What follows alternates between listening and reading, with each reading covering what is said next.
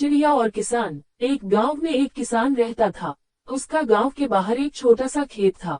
एक बार फसल बोने के कुछ दिनों बाद उसके खेत में चिड़िया ने घोंसला बना लिया। कुछ समय बीता तो चिड़िया ने वहां 2 अंडे भी दे दिए। उन अंडों में से 2 छोटे छोटे बच्चे निकल आए। वे बड़े मजे से उस खेत में अपना जीवन गुजारने लगे। कुछ महीनों बाद फसल कटाई का समय आ गया। गांव के सभी किसान अपने खेतों की फसल की कटाई में लग गए।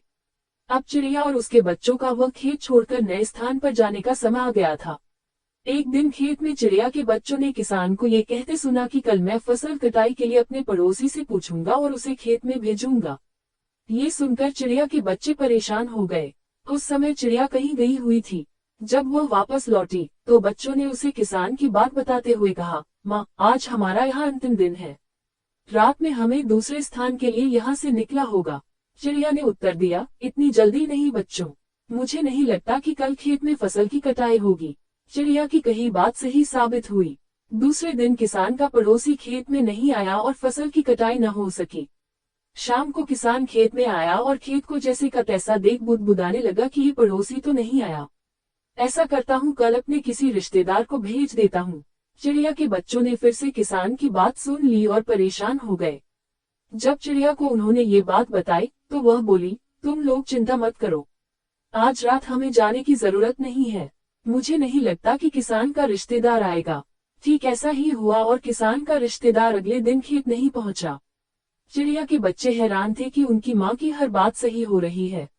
अगली शाम किसान जब खेत आया तो खेत की वही स्थिति देख बुदबुदाने लगा कि ये लोग तो कहने के बाद भी कटाई के लिए आते नहीं है। कल मैं खुद आकर फसल की कटाई शुरू करूंगा।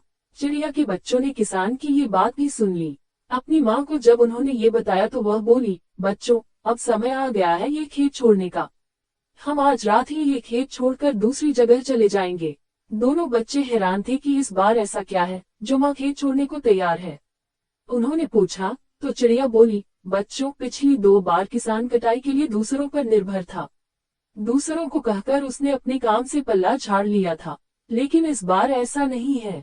इस बार उसने ये जिम्मेदारी अपने कंधों पर ले ली है, इसलिए वह अवश्य आएगा। उसी रात चिड़िया और उसके बच्चे उस खेत से उड़ गए और कहीं और चले गए। सीख: दूसरों की सहायता लेने में कोई बुराई नहीं है, किंतु यदि आप समय पर काम शुरू करना चाहते हैं और चाहते हैं कि वह समय पर पूरा हो जाए तो उस काम की जिम्मेदारी स्वयं लेनी होगी। दूसरे भी मदद उसी की करते हैं जो अपनी मदद करता है।